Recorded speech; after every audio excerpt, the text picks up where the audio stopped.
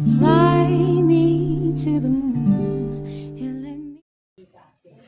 Assalamualaikum warahmatullahi wabarakatuh.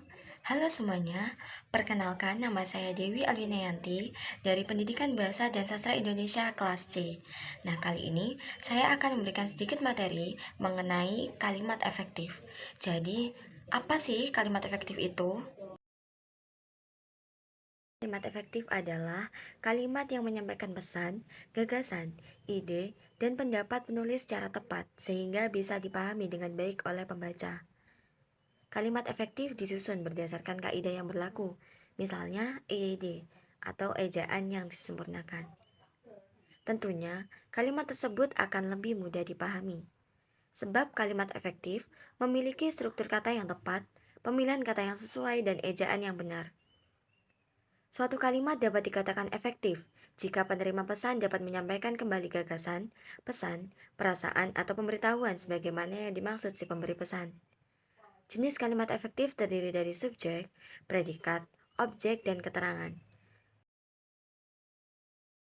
Kalimat efektif adalah kalimat yang memiliki kemampuan untuk mengembalikan pikiran pembaca atau pendengar seperti yang ada dalam pikiran penulis atau pembicara.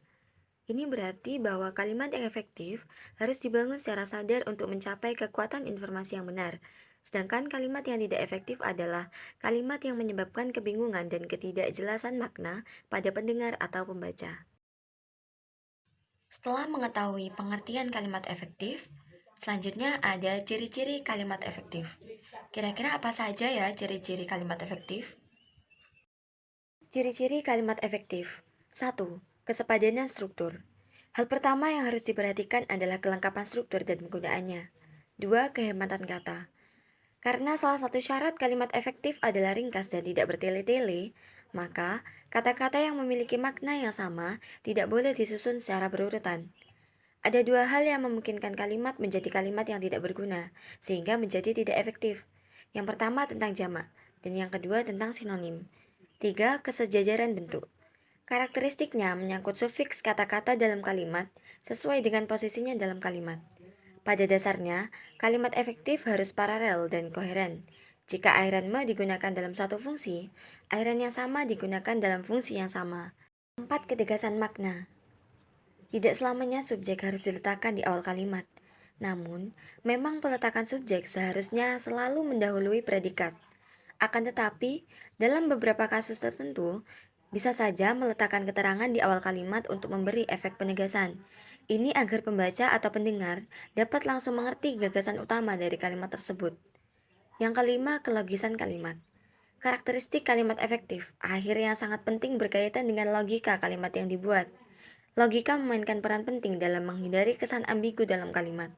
Oleh karena itu, buatlah kalimat dengan ide-ide yang mudah dipahami dan masuk akal, sehingga pembaca atau pendengar juga dapat dengan mudah memahami makna kalimat tersebut.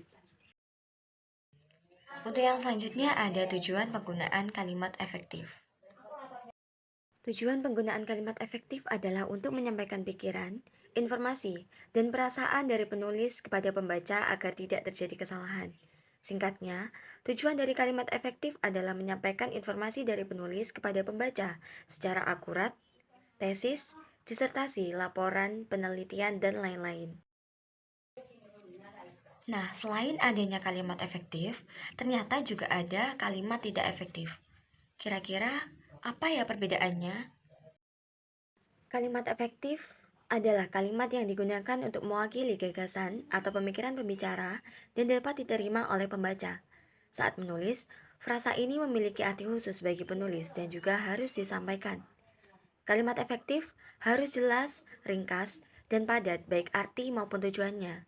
Tetapi, kalimat yang tidak efektif adalah contoh kalimat yang tidak memiliki karakteristik kalimat tertentu.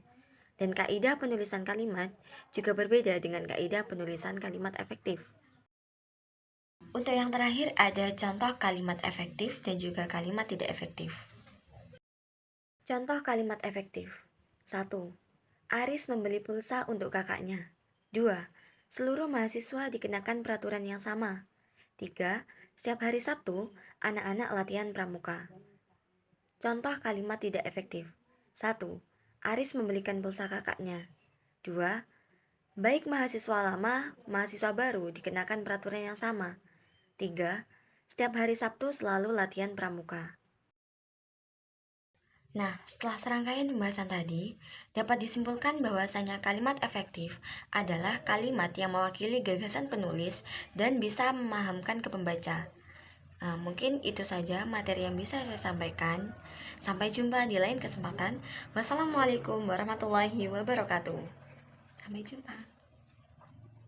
Fly me to the moon.